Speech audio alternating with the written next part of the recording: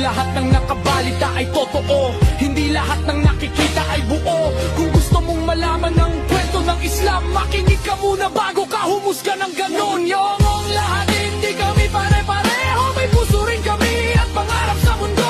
Hindi terorista ang pangalan ng Islam, kapayapaan ang dala ng salitang salam. Yung lahat din paladakila, hindi namin pinili ang kulay ng aming pangalan. Pero bakit parang kasalanan na maging Muslim sa daan?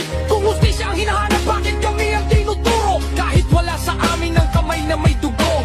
Hindi lahat ng nakabalita ay totoo, hindi lahat ng nakikita ay buo. Kung gusto mong malaman ng kwento ng Islam, makinig ka muna bago ka humusga ng ganun. Yung lahat hindi kami pare